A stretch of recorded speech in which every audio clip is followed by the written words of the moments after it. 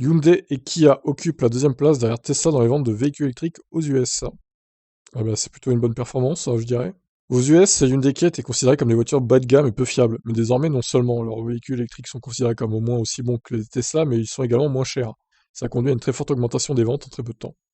Hyundai et Kia représentent 7,5% du marché américain des véhicules électriques, devant la marque Chevrolet de GM qui représentait 5,9% pendant ce temps. Ford détient une part de 5,5% du marché américain des véhicules électriques. Tesla reste en tête du marché américain des VE avec une part de 57,4%. La part de Hyundai Motor Group sur le marché américain des véhicules électriques est assez impressionnante, étant donné qu'aucun de ces véhicules électriques n'est admissible aux incitations fiscales de 7 500$ de l'Inflation Reduction Act. Il serait intéressant de voir les ventes de véhicules électriques de la société sud-coréenne aux États-Unis après son usine de véhicules électriques de 7,6 milliards en Géorgie.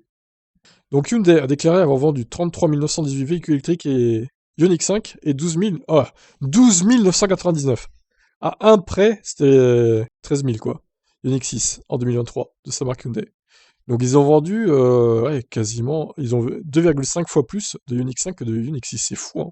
Parallèlement, le groupe a vendu 18 879 voitures Kia EV6 et 1118 unités de son EV9 récemment lancé.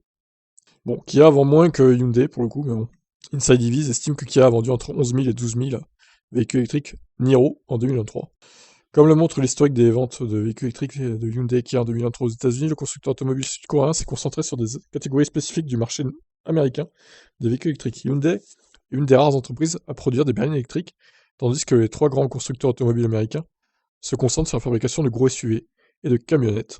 Ça lui a permis de faire une percée rapide sur le marché américain. Très bien.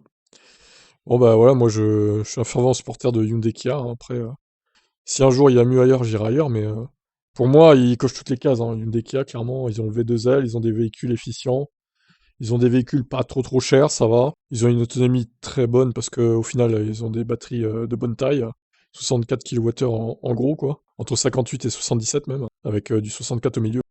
Donc franchement, des très bons véhicules, les véhicules coréens. Et puis, ils sont pas ultra connectés comme les Tesla. Moi, je trouve que ça peut être un défaut. Hein.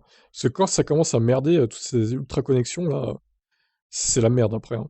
Mais d'un côté, c'est aussi une qualité, mais bon. Je sais pas, moi, ça me dérange pas qu'une voiture soit pas ultra connectée comme les Tesla le sont, quoi. Une voiture un peu à l'ancienne, bon, voilà.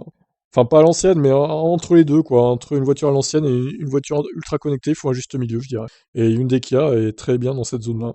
Donc pour l'instant, moi, je reste avec ce groupe-là, avec le Niro, que je vais garder quelques années. Je sais pas combien de temps, mais on verra.